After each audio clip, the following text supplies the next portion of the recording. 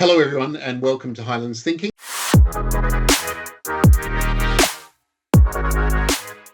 My name's Gordon Christensen. I'm a partner here at Highlands, and I'm joined today by Tarek Bedson, who's Head of E-commerce for Highlands, and Mark James, who's Vice President EMEA for PackView. Hey, gentlemen, how are we doing?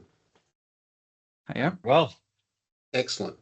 So today we're going to talk about closed loop measurement with AMC, so Amazon Marketing Cloud. And I think we dive straight in, Tarek, with a question for you is, what does it mean? Can you clarify what we mean by closed loop measurement within AMC?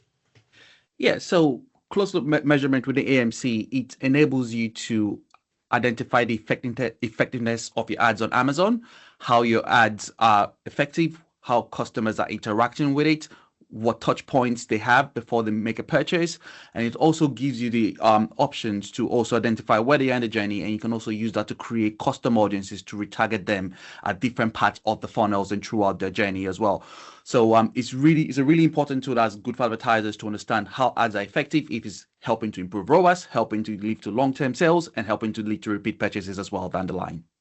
Okay, cool. All right, thanks. So Mark, coming over to you. So the industry gets very excited about these things and is particularly excited about 1P retailer data for audience targeting. Can you sort of explain to the listeners a little bit more about that, please? Yeah. So.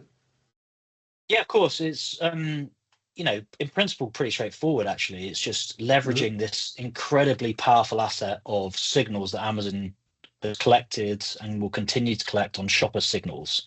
So, what people have bought, how often they go and purchase again and again, what they're searching for, all of these assets that for a long time brands have really wanted to get hold of for the purposes of targeting is now available at the click of a button through Amazon's DSP, and you can close the loop with measurement to know which of those strategies are working with AMC too. So it's an amazing development, really.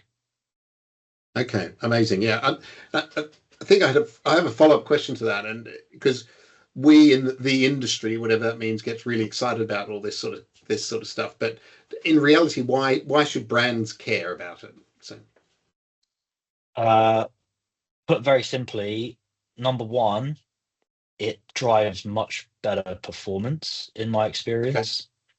And that's, I think, natural because you have a greater understanding of your shopper base and how they purchase. And look, secondly, again, to what Tarek mentioned a moment ago, the ability to actually measure when you do something with your audience targeting, the effectiveness it has on your bottom line. I mean, that's like the holy grail of marketing, right? For how many years have we said 50% of my ad dollars working and I just don't know which 50%? We can tell you that now. So you should really care about that, I think, if you're a marketer. yeah, I agree. I love that David Ogilvy quote, by the way. Yeah, so I use it quite often too. So flipping back to you, Tarek, do you have an example or some examples of audience strategies that you've deployed and how they've worked versus other targeting methods? Because I think that's the key, isn't it? It's having that comparative point. So. Yeah.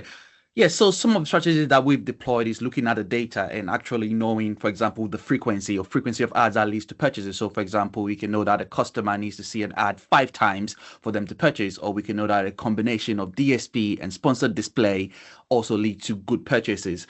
So it shifts our focus from focusing on just ROAS only. We look at it as a holistic picture now. And also in terms of creating custom audiences, you can target people who have interacted with one type of ads, retarget them with a different type of ad. So if they might have interacted with a video ad, and then you retarget them with a different type of display ad to get them to get a purchase as well. A typical example is one of our clients recently took a homepage banner takeover on Amazon.